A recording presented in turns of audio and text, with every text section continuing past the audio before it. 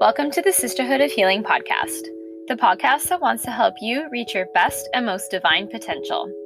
Each week, we dive into topics concerning inner healing, wellness, and spirituality.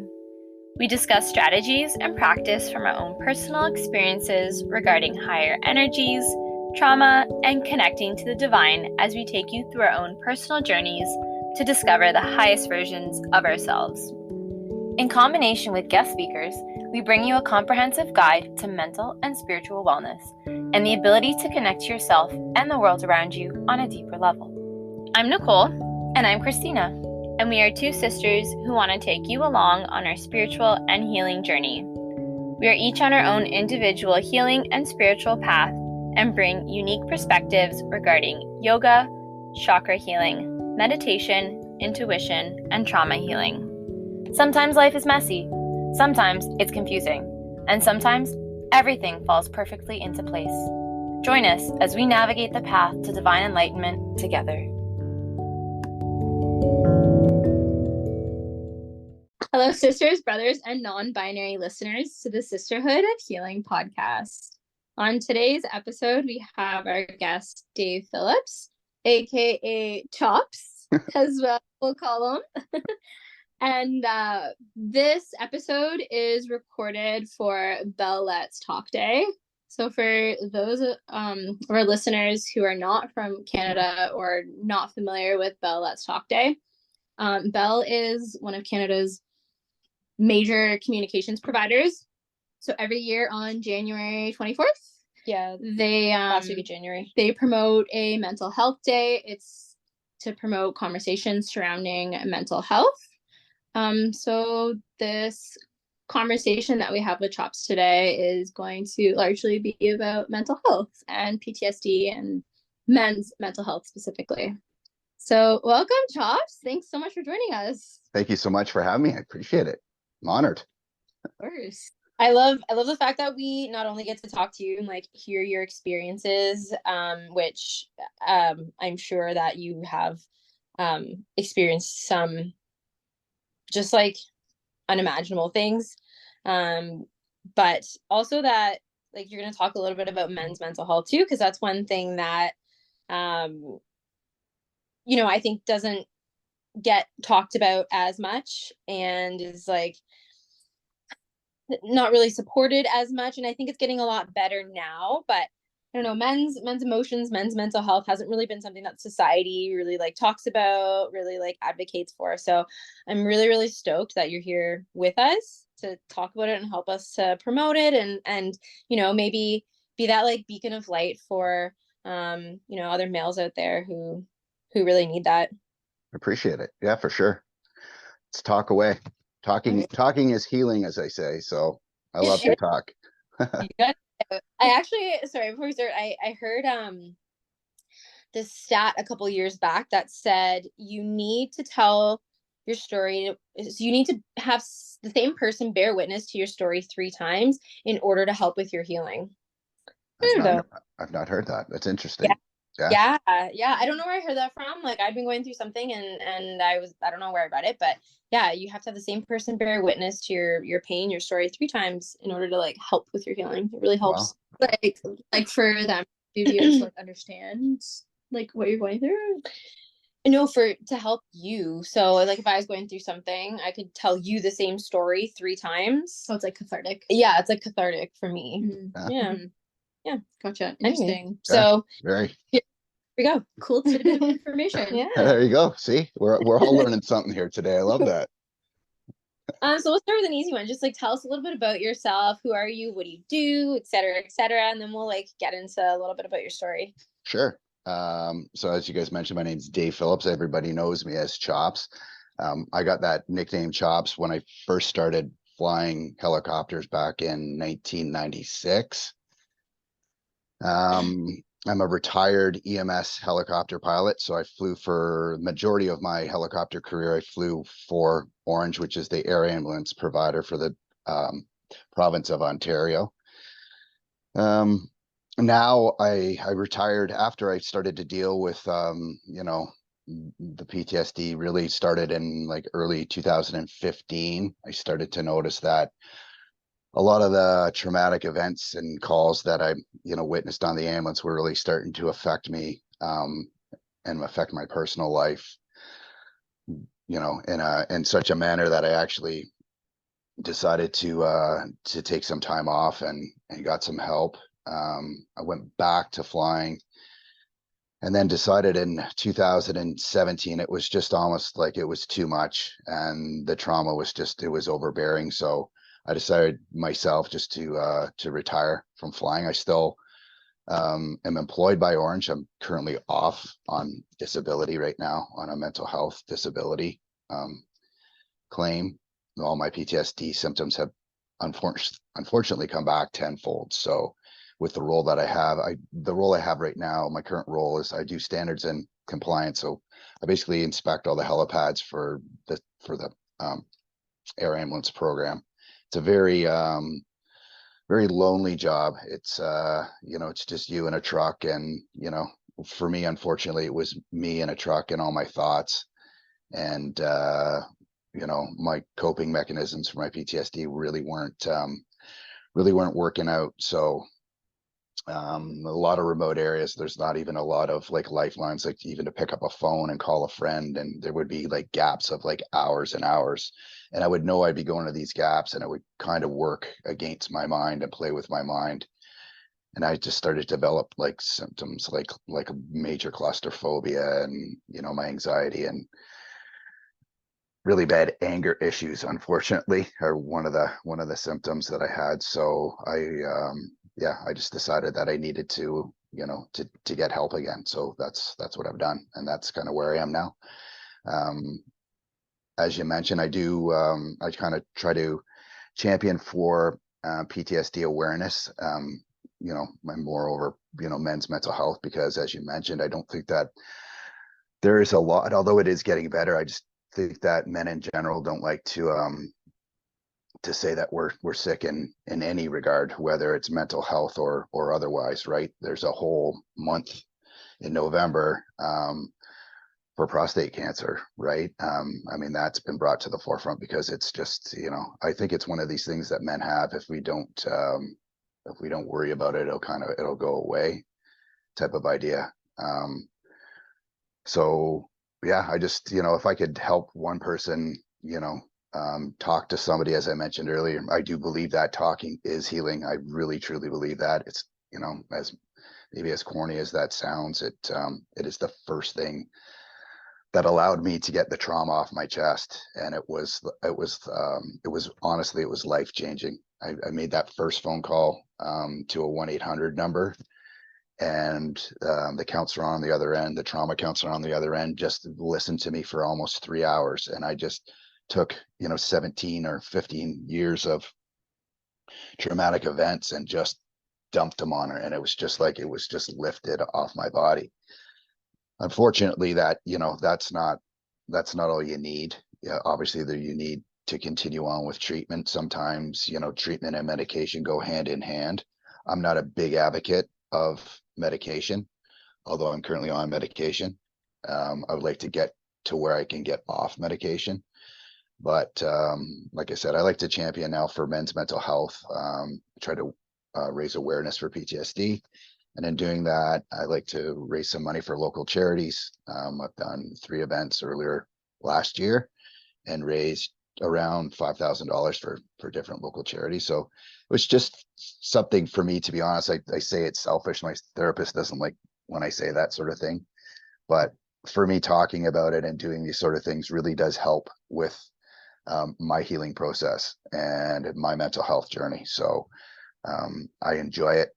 I enjoy talking at any opportunity that I'm given. So again, I thank both of you for having me on, because if we can reach one person out there, or one person that knows somebody that's having a difficulty, especially if it's, a first responder, um, just to maybe give them that little push to go talk to somebody, um, that to me is like, that's satisfying enough for me. So Mhm.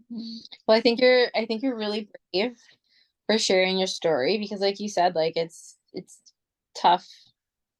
Like the things you experience are tough, and then the aftermath and developing PTSD and like not knowing what's going on at first, like what are these symptoms, like why am I acting this way, and like yeah, so thank you so much, because just acknowledging it and like being brave enough to speak about it and like help other people, I think is huge. So I appreciate that. I think that I've been told that before. It's like, there's a bravery. I think sometimes that bravery thing doesn't sit so well with me, because it really, for me, became like it was a necessity. Like it was just to the point where I wouldn't be sitting here talking today if I didn't get help. That's the reality of it. And that's the unfortunate part about mental health, is that we let it just consume us. It becomes your life. And certainly for first responders, we tend to have our job as a big part of who we are, and it's a big part of our identity. So not to have that is difficult. So it is very difficult for someone then to put up their hand and say, I don't know if I can do this, because in the back of your mind, and I certainly was like that, what else am I going to do with my life? Right. Like, and the later the older you get, and the closer you get to retirement and all these sort of things, it's almost like, stick it out for another 5 years, stick it out for another 2 years. But that is a long time when you're talking about dealing with mental health and continuing to do a job that is going to be constantly consuming your mental capacity. So,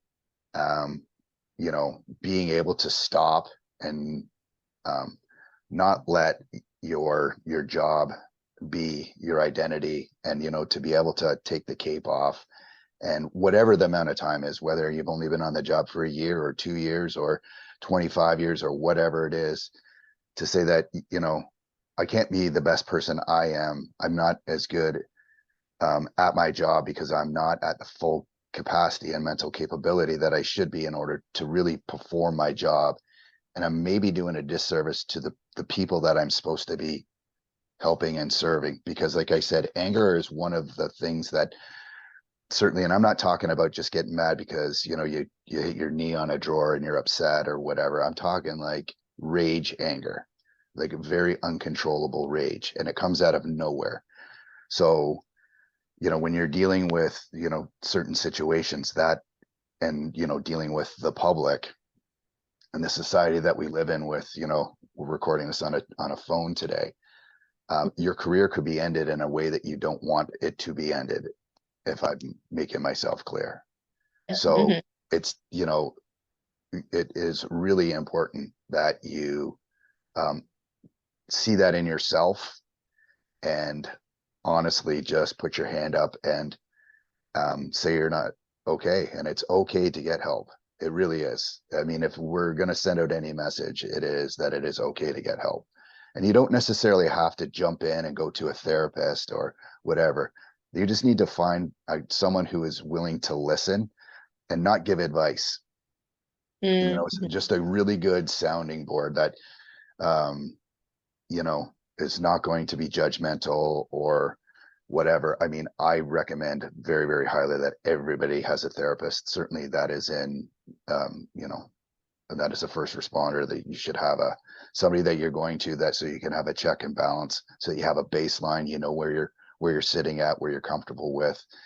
And to be honest with you, if things start to go where they've kind of gone for me, you've got a history of it, so that you can take care of yourself.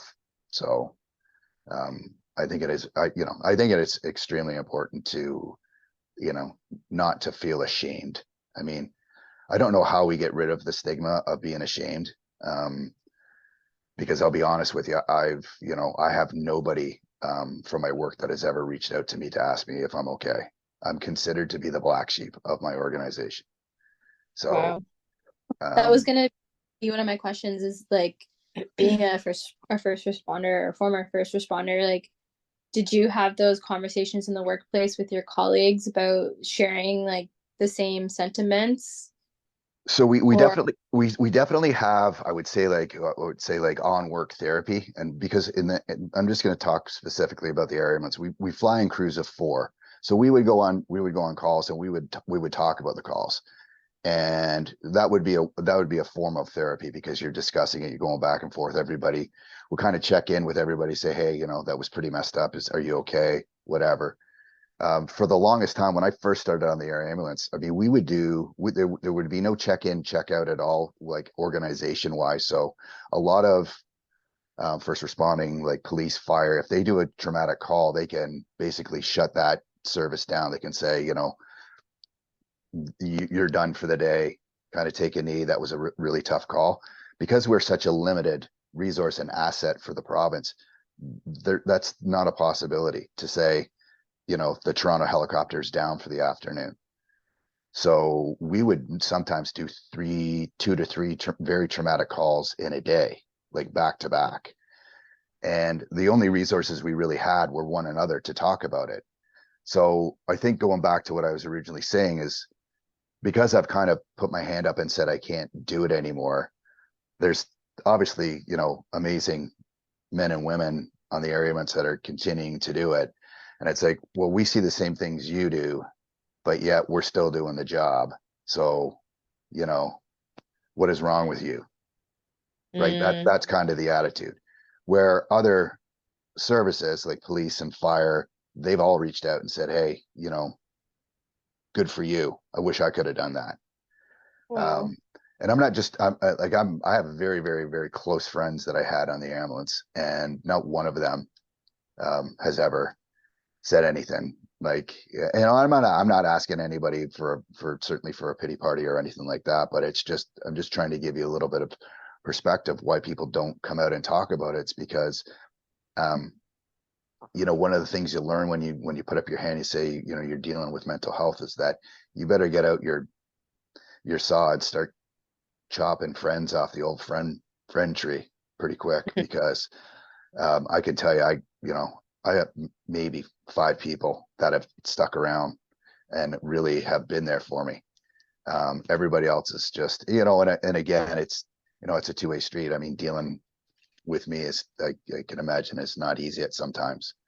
Um, but when people are say, I've been there, I get it, those are the first people to leave, because they don't, I would never in my life say that I know what someone's mental health journey is like. Everybody's mental health journey is totally different. Although, you know, certainly, been drawn and have made connections through mental health and mental health trauma. I would never sit down with someone, and even in, like a first responder, and say, hey, I know what you're going through. It's going to be okay, because I don't know. Like, I honestly don't. I don't know what your life looks like. I only know what I can, what you're giving me. So I think that's something else. It's it's a takeaway for sure, to just be a listener, just to listen to people, and not necessarily, people aren't really looking for advice. People aren't, just to say it's going to be okay. That's not sometimes what people want to hear. Honestly, it's not. Yeah. Wow. I wonder, like, that's so interesting that the people that would be able to relate to you most are the ones that have kind of like pulled away and not even acknowledged it. And like, I think what a lot of people forget is that we all, in whatever line of work you're in, whatever profession, like, we all come from literally different places. Like, our home dynamics are different, our childhood experiences are different. Like, so we've already got our own like experiences, traumas, energies like built into who we are. So you For could sure. have, four of you could have those same experiences, but like, you've already got like certain makeup inside of you that is going to have like cause different reactions, or like, you're going to cope in different ways, or I don't, like, some people just go numb to it. Like, and I think people forget that we all absorb and we all handle things in different ways, and we all have like different tools and different mechanisms to handle things. And I think like one of your tools was saying, hey, like, this stuff is not okay, I need help. Like, I'm not feeling okay Yeah. because of, and I need help. And I think that's a tool you have. And I think, some people may not have that in their toolkits, and or maybe like some people just refuse to acknowledge that they need help too. And it's Mhm. just like, it's really sad, but I think we forget that like we're all human. And I'm sorry that you experienced that with like the people that were closest to you, because like I know, I mean, my line of work is very different from yours, but we all sit and talk about our day at the end of the day because we all just need to boom, just like release. And I know how important that is. And I can't imagine people just being like, too bad, so sad. But there have been people that have left my profession and everyone's like so shocked. They're like, how could they do that? How could he have done that? How could she have done that? Like, it's such a good job. And like, yeah, keep telling yourself that. But like there's there's like 3 days and they're not crazy. Like I applaud them because I'm sure that took a lot of courage and like they did what was right for them. So Yeah, you yeah, don't have to deal with that. you don't You have have to the deal. choice to step away from it. And unfortunately, with mental health, you're not just stepping away from it because it's something that you carry along with you. But Yeah. when it comes down to it, like when it comes down to your well-being, you need to do what's good for you. Yeah. Yeah. What was the moment? Oh, sorry, go ahead. No, go ahead. Sorry. No, I was gonna ask like what was the moment where you were like what was the straw that broke the camel's back where you're like, nope, like this is enough for me. I need help. Like this is not okay where I am right now. I was Was there a moment? oh yeah, there was it was a definitive, there was a long, like, series. I get asked this question quite a bit, and it was a long, like, series of events that had happened that kind of led up to, enough is enough. And obviously, as I mentioned earlier, there was numerous traumatic calls. We had a fatality with one of our helicopters up at our Moosonee base. So 793, the whole crew was going out on a early evening call, I do believe, and they made a left-hand turn and proceeded to think that they were in a climb when they were actually in a descent, and that helicopter hit the ground in like full cruise speed.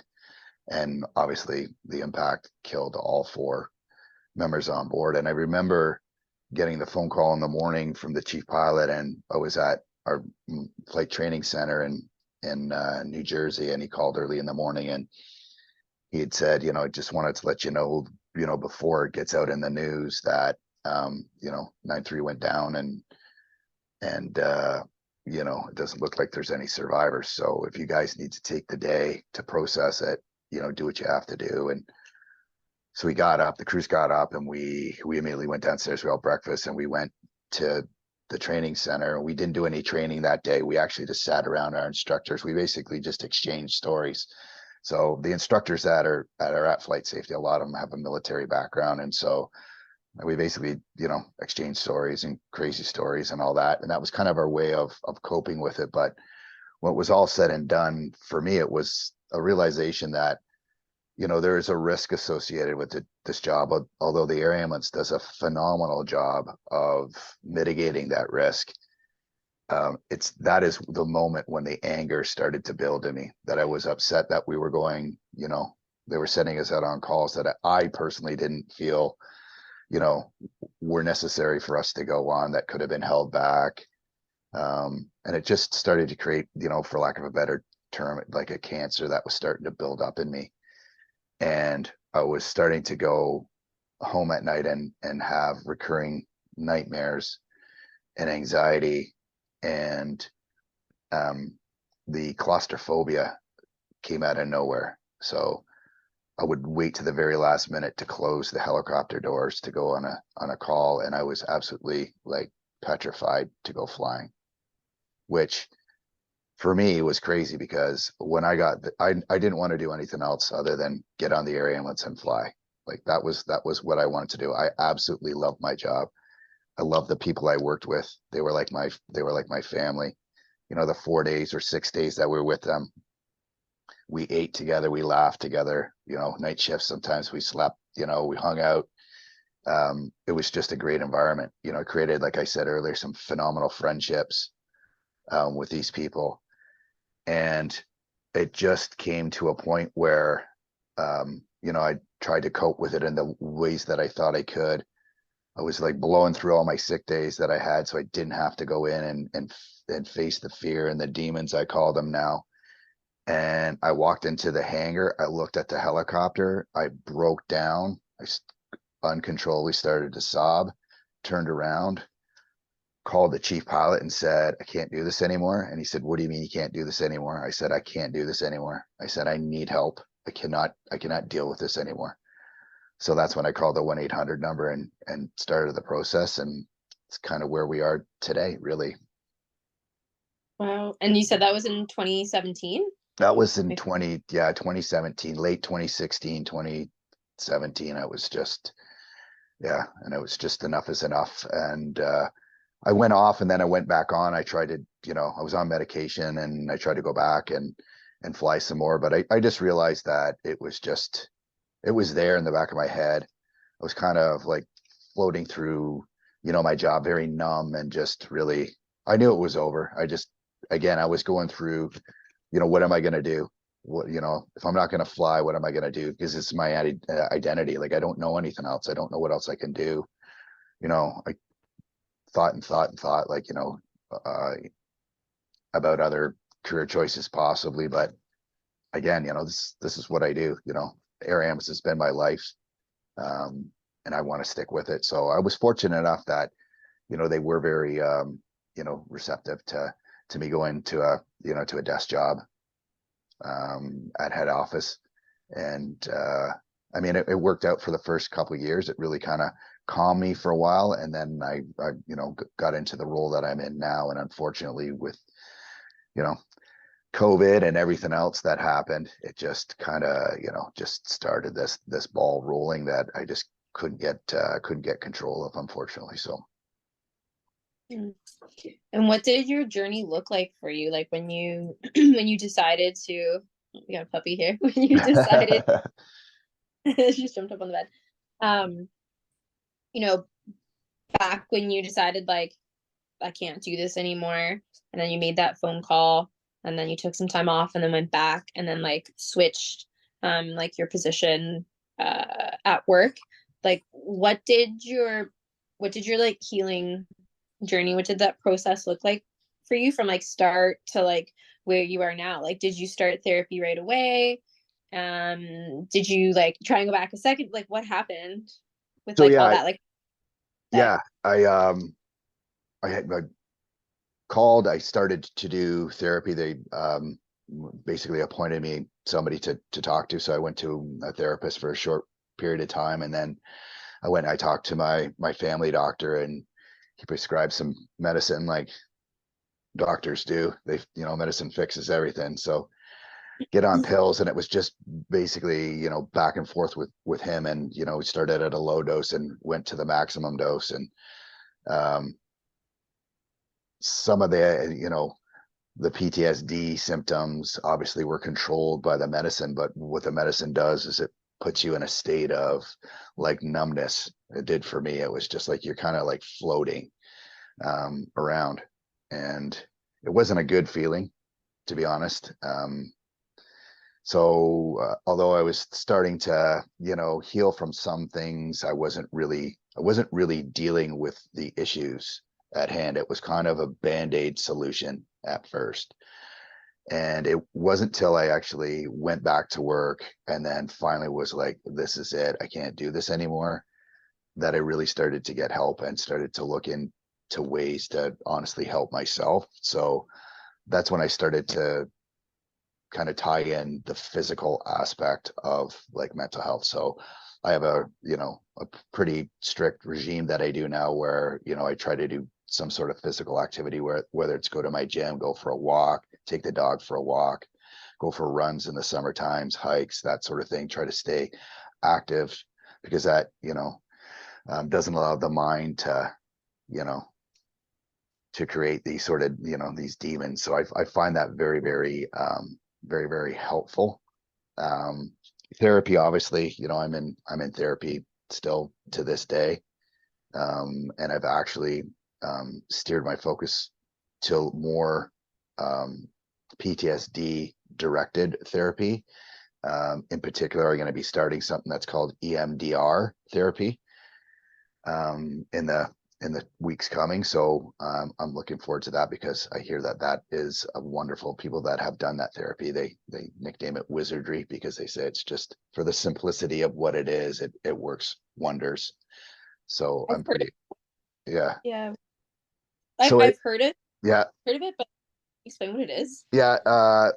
Don't know a ton about it, to be honest with you. I just, what I do know about it is it's basically, it's been around for quite a while. And what it is you have to have a therapist, that a psychotherapist actually, that is actually trained in um, EMDR. And it's a sensory um, sort of skill set that they put you through. And what they do is they take a series of traumatic events, or calls in my case, and you label them 1 from 10. So number 1 being the most traumatic and 10 being the least. And you start at the bottom, and you work your way through doing this um, the series of, like, touching, sort of tapping. Sometimes it's sound that goes back and forth, and you describe the trauma until it gets to a point where they kind of stop you and ask you to kind of be in the moment. The whole idea is to be in the moment and kind of relive that trauma. So as you mentioned earlier about, you need to talk 3 times about it, it's kind of based on the same thing, where, again, it comes to talking about it. It comes to recognizing the trauma and dealing with the trauma and not burying the trauma. So that's, from what I understand, is really what it's about. And I'm excited about it, because I said earlier that talking, to me, talking is healing. So when you talk about these calls, as painful as they are and as emotional as they are, there is definitely a release to that. You can feel it. It's almost like you can, for me, it's just like, it's like these pieces that are kind of like breaking off you, and slowly but surely you're going to find yourself back in there, but you have to chip away at it. And unfortunately, for mental health, most mental health, it's like that Shawshank Redemption little chisel that he has in the prison when he's trying to get himself free. It's bit by bit, right? It doesn't really happen overnight. um, and for me, it's been several years, and I'm still here, and it's kind of been ups and downs. I feel good, don't feel good. For a period of 2 years, things were pretty good. I didn't really worry about it, and then it just takes something to trigger it, because you haven't dealt with it. It's still underlying, it's still there, and you need to acknowledge that and remove that, and make that no longer part of you, if that makes any Mhm. sense. So, Yeah. um, so yeah, and then I got introduced to ice baths and breathing techniques Ooh, yeah, through. so many people doing this lately. Yeah, so ice baths, obviously, it's a pretty, plunging. It's a pretty popular thing. I was introduced to um, I call her an angel, really. She owns a company called For the Love of Ice. Her name's Jillian. She was introduced to me through a friend of mine. And unfortunately, I don't speak with that friend anymore, but um, and she took us actually through a series of breathing techniques. And then we did a hot session and then a plunge.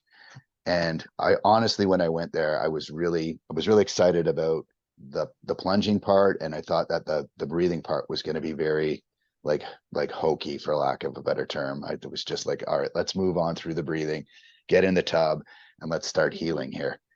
And I got way more out of the breathing, to the point where, she's kind of, again, it's kind of the same sort of idea, where they set the tone kind of low, and it's done through rhythmic music and breathing. And you really, she kind of explains the whole thing, that these are some of the things that you can feel as you're going through your breathing journey. And I'm just kind of rolling my eyes, going like, whatever. And I got to probably about the middle of it, and I just absolutely, again, had a total, like, emotional breakdown, and sobbing and weeping, And then she kind of brings everybody down, and she put her hand on my chest, and she just said, like, like, it's okay, like, come back, come back. And I came back, and was just like, I felt totally, embarrassed, because there was two of my, good friends in there. And, this, at the time, she was a stranger, and I just, was sobbing like a baby. And, I was like, I'm not crying, you're crying. And, and then she just kind of took me aside, and she said, what was it? And I said, you know, I saw my dad. My dad came to me, and my dad said to me, my dad had passed away, and I didn't deal with my dad's death, in the best way. My dad was my rock star. He was my Superman. I wanted to be nothing more than my dad. That's all I wanted to be. If I could be as good as my dad, if I could make my dad proud, that's all I ever wanted in my life. And my dad passed away, and I lost a huge part of my life when he passed away. And I didn't really deal with his death. I probably still haven't dealt with my dad's death properly. But having said that, my dad had come to me, and he just said, it's okay. And I'm not a spiritual, religious type person, but I could see him like it was like, Christmas time, like he was there, and he just had said, it's okay. Like, let it out. It's okay. And I just let it out. And I honestly, we left her studio, and I felt like I could wrestle tigers. Like, I just was like, this is the greatest thing in the entire world. You just feel so good. And that is something that I 100% recommend. It is such a great reset, and gives you, a foundation and a baseline as to where you should be as far as like a mental, capacity stabilization. Like, that is your, that's your zone, because I felt amazing. Unfortunately, it's like everything else. Not all the trauma came off that day. So it's something that, needs to be done on a regular basis. And just with the way kind of my life was going, and unfortunately the studio where she is quite far away. It just, I did it the one time, and I never went back, but it's certainly something that, I recognize as certainly a fantastic coping mechanism for sure. So, and ice baths as well. And there's a lot of little mini, hacks out there on the internet and whatnot, where you can just dip your face, or you can take ice cubes and rub them on your face, and a lot of things, cold showers, there's definitely healing power in cold water for sure, and in breathing, for sure. Yeah.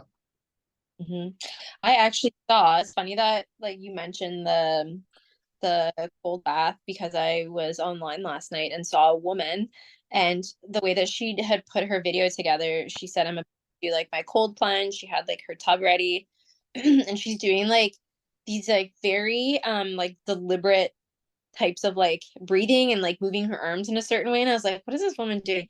And then she started explaining the whole process, like why breathing is so important.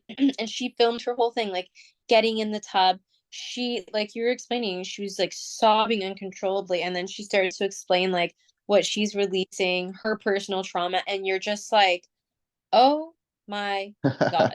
Like, I realized how powerful it is. And like a couple years ago, people were like, yeah, take a cold shower. It helps to like reset, you. So now like I'll take a warm shower and then just turn it on cold before I get out. And yeah, Yeah. like it does. We actually did the polar bear dip New Year's Day. Yeah. New Year's Day. Yeah. Fantastic. But again, not intentionally trying to release anything. But like even walking out, we're like, oh yeah, like it feels good. Like refreshing. Like Yeah. physically. Yeah. So to see like there definitely is a lot of power in this. So I think when you go in intentionally and like with like the right mindset, right? Like as you did, you're like you had a whole experience. And I'm sorry to hear about your father. Yeah. Sounds like you're a man. Yeah. But He was awesome. Yeah. Can I ask if he passed prior to you like acknowledging that you needed help, or was it like during this whole process? No, he had passed he had passed away like quite early in my ambulance career. He never even got to you know, to see my daughter or do any of those awesome things, you know, that Yeah. we wish he was around for. He just, you know, um, yeah, he was, you know, he was a police officer, and that's originally what I wanted to do. I wanted to be a police officer like my dad, and my dad was actually like, you know, there's no way that you're becoming a police officer. It's not for you. Do something else. So I was like, all right, well, then I'm going to get my helicopter license and I'm going to fly for the police, or I'll fly for the ambulance. That was kind of how that all happened. So he was really proud when I got my license, and I actually got to do a couple of tours with the police, and then I got on with the ambulance. So yeah, he was really proud. So Oh, that's pretty special. That's yeah. really, you like got that. Like you got the I actually have my dad. That's my dad's badge number. People ask that all the time. 6473. That was my dad's badge. Oh, I Tattooed, can't. tattooed on my knuckles. Yeah. Oh, Oh, I cool. Yeah. love Yeah. it. So special. Yeah. I was gonna ask, like, you've told us like I think some pretty incredible things, um, about like the struggles that you faced, but like, what do you think was the biggest obstacle that you faced, and how did you try and overcome that? Or have you experienced it yet? Have you overcome? Like, what has been so far your biggest obstacle in your journey? I honestly think we kind of touched on it already. I mean, making that initial, you know, to actually, you know, come out and say, you know, that I need help is certainly one of them.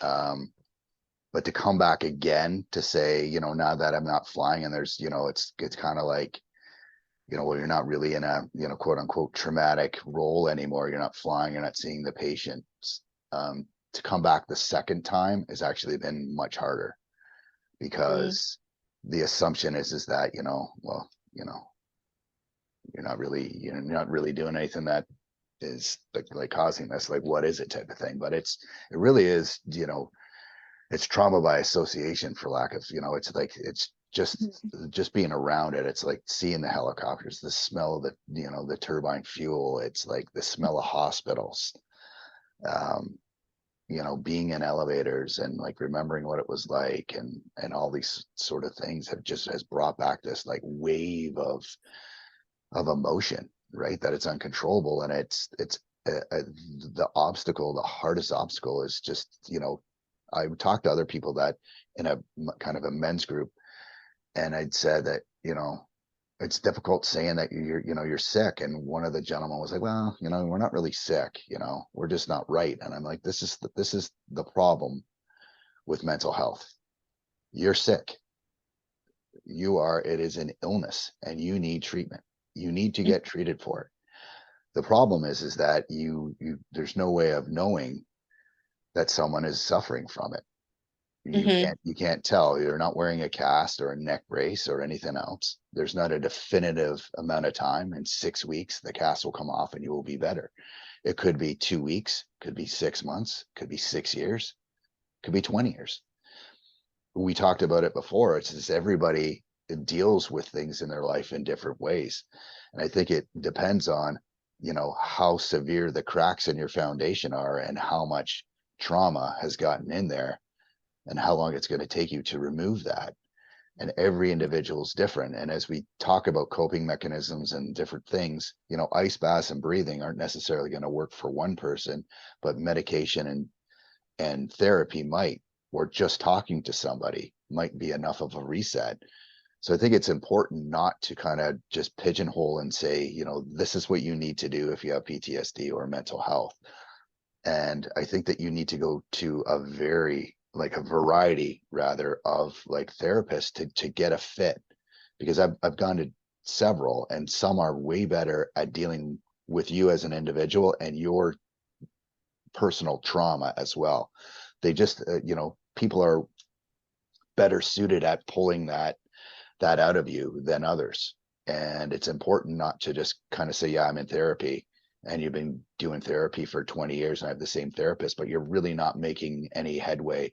It's, you know, you're really not getting to the root of it, because therapy shouldn't, in my opinion, shouldn't be easy. right? If you're going to Mhm. therapy and you're not, exposing yourself, and, you're not taking advantage and being, um, emotionally available and being vulnerable. Again, these are all the hard things. These are really hard. It's really hard to be, as a man, it's really hard to tell other men that, I'm hurting, I could use a hug, you know. Mm. And again, there's another thing I always say in my post, that hugs are free, because I've found that there's a lot of power in a hug, for sure, right? It's just, there's a lot of, just letting people know that, they're not the only one. And, there is light at the end of the tunnel. And as we say in the planting industry, storms don't last forever. So you just have to be able to weather the storm. Mhm. But those are hurdles. Those are difficult to, um, you know, to really, to get a hold of, and to work through. And, every individual, you might have to check yourself into, a mental health, PTSD, therapy clinic even. I was fortunate enough. I mean, I was close to doing that, but I didn't. But I know people that have, and they've just found it, like, it's like a game changer for them. So, um, yeah, I think it's really the biggest hurdle is just recognizing in yourself that you're not okay, and being and willing to, to be vulnerable and do something about it. And like put yourself first and like acknowledge that, yeah, you are unwell. Like, and you do help. Like, you wouldn't just like have a broken leg and continue to walk around. So if you get up every morning and you're like struggling, like you said, like you're getting into work and like the smells and the sights and like the littlest things. And I don't mean to dismiss the littlest things, but I mean, like, the smell of coffee might be normal for everyone, but for someone else that could be a huge trigger, right? Where it's Yeah, just like common things can be such huge triggers for some people depending on the situation. yeah, Like, that starts to happen, you need to realize like that's not okay. It's not okay for you to continue struggling like that. You shouldn't have to yeah. continue struggling. For sure, I would agree. And there's like going back to smells, like there's the smell of burnt flesh. I mean, we've carried burnt patients before in the Oh, ambulance, and I tell you that there are certain things that smell like burnt flesh, and I will never ever forget those calls. And that brings me back like that. If I smell something, ugh. it is, and it like it, it would stay in the fabric of your flight suit. Like Oh. it's yeah. And it's one of those things. It's, it never bothered me before. It never did. Like none of these things bothered me before. And I think I guess, not to keep on going on about it, but that's the other thing. It's like, I used to be able to do this before. Why can't I do it now? And Mm. having that own like battle with yourself, like just, all right, stare yourself in the mirror, say, all right, pull yourself together here, Chops. Like, we got this in the bag. Your Chops, for God's Mhm. sakes, like, let's go. It's game day, baby. Let's do this. And not being able to do it it's hard, right? It's hard, for a man to admit that he is not the alpha dog. It's, that is really Mhm. difficult, especially when you're dealing like with the type of people that we deal with. I mean, it is, our industry is filled with alpha dogs. That's all it is. I mean, you're a certain breed to get into this, to begin with. So, dealing with that, and not admitting that, you're not the top dog and you're ready to do this is hard. It's hard for sure. Yeah, and I don't think it makes you like any less of a man to like ask for help. I don't think it makes anybody weak to ask for help. I think that's like, I keep using the word brave. Like, I think it takes a really strong person to admit that like I can't just give myself a pep talk every morning. It's not working. The pep working anymore. It's Yeah, not yeah. working. I need We're beyond pep talks. yeah. Yeah. So what do you like, what's something that like you wish people knew about like men's mental health specifically and like PTSD?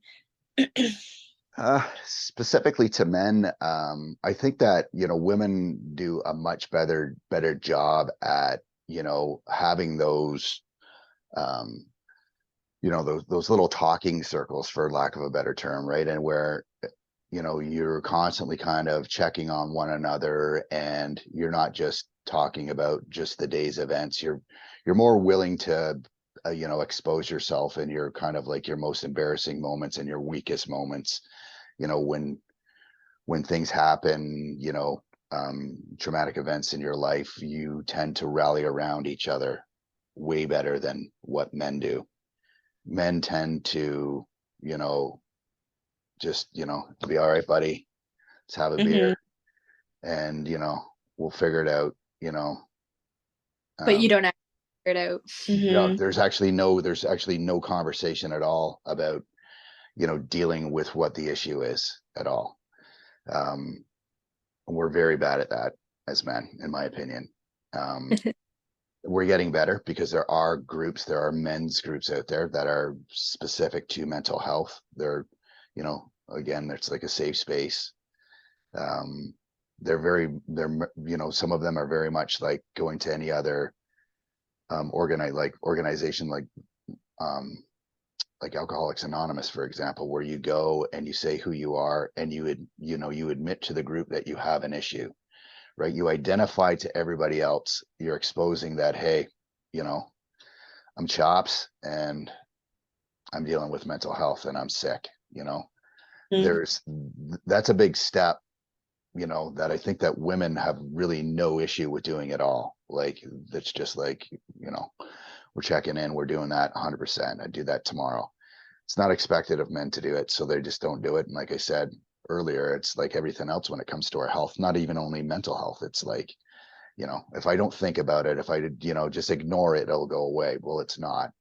You know, it's going to get worse, and you're actually like a volcano, and you're basically going to erupt in the worst way. And that's exactly what happened to me. Like, it got to the point where I just exploded, and I had a total absolute like mental, you know, breakdown, and it was like the lowest of the low. So, um you know, if men need to know, that it's okay to go again, to seek help, to confide in someone, to have someone listen, to talk about it, to go get treatment. There's no shame in getting treated for it. It's going to make you a better person. It's going to make you a better brother. It's going to make you a better son. It's going to make you a better father. It's going to make you a better husband. You know, the list goes on. You know, if you've got nothing else um, to give, because you're filled with all this trauma, you're not going to be the best version of yourself, right? For your job or for anybody else. So you have to recognize that.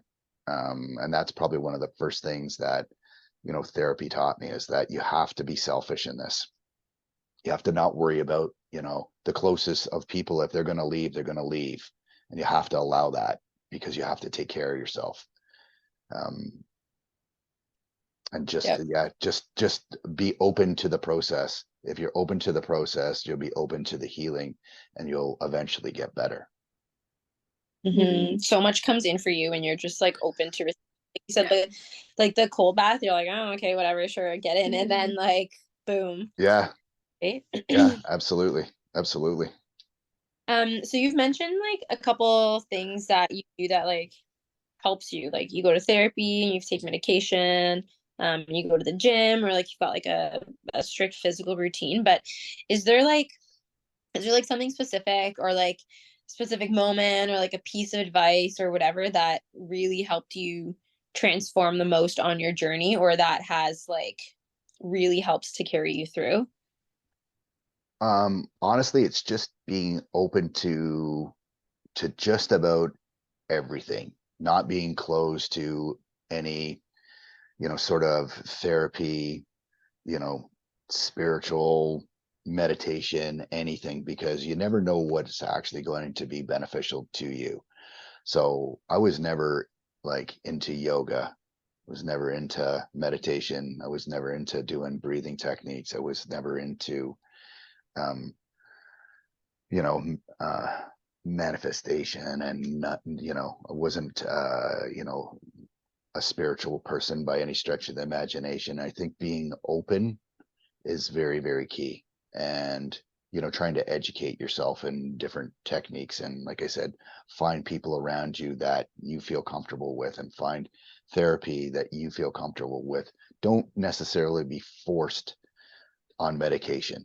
Don't make that, because again, for me, I find that medication and therapy kind of do go hand in hand, but I find that in the world we live in, it's just like it's medication, medication, medication, and just take this Mhm. and you'll feel great. And medication comes in different forms, right? So medication's not just a pill that is prescribed by your doctor.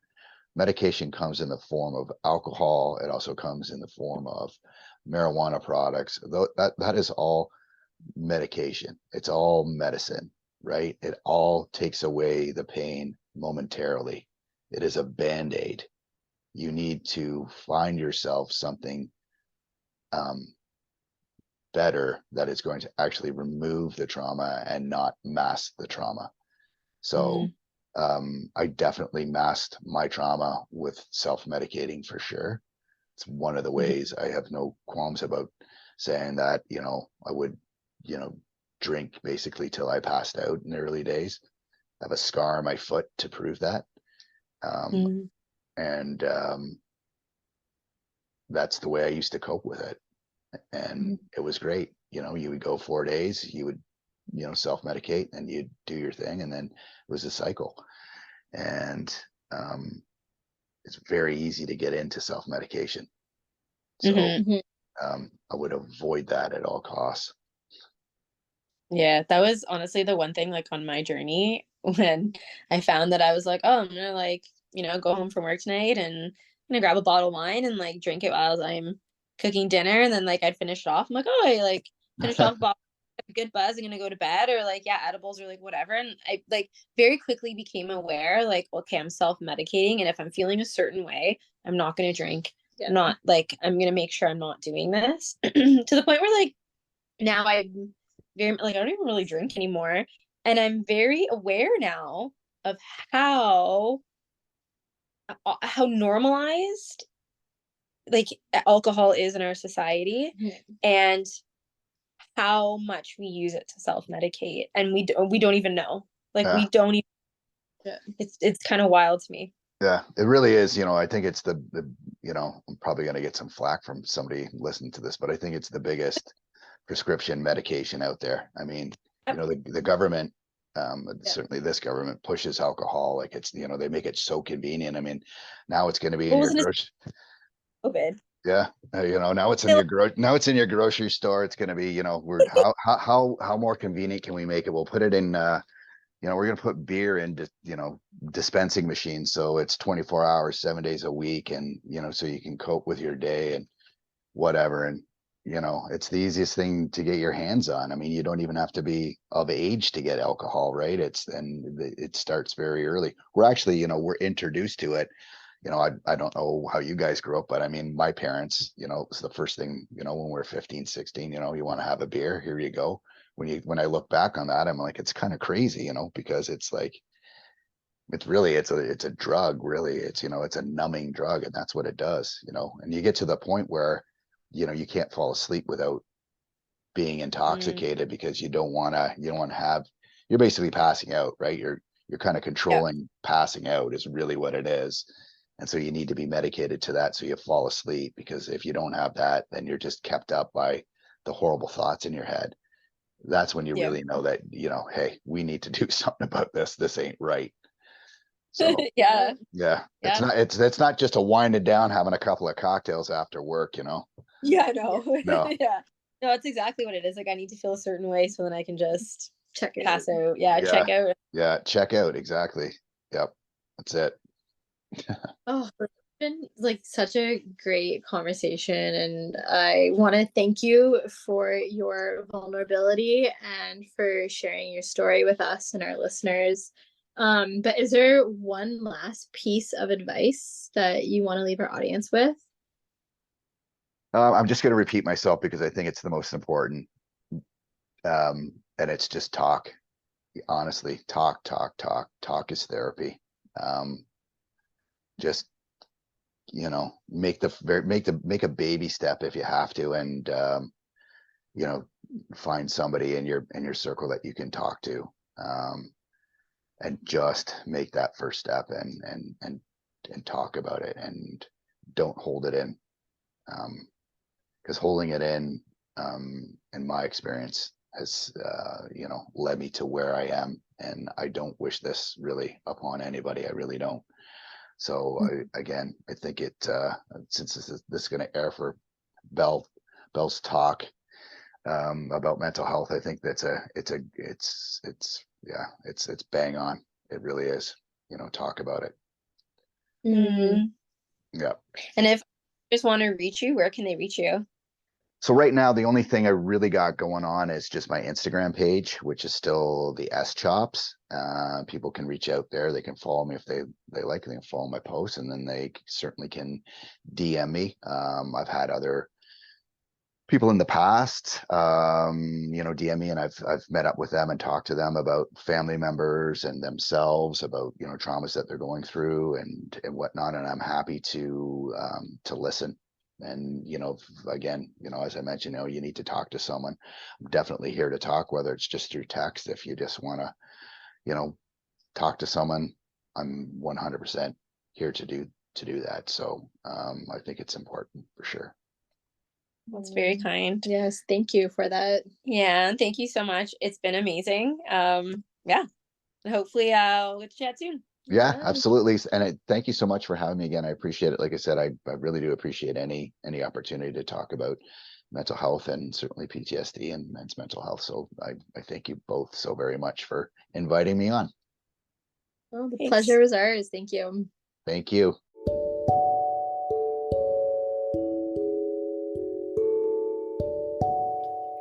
That's it for our show today. Thanks for joining. Remember, you can always reach out to us on our socials, on Instagram at sisterhood_of_healing, or on TikTok at Sisterhood of Healing. We love to hear from you, so please reach out to us at any time. Thank you for journeying with us today. We'll see you next time.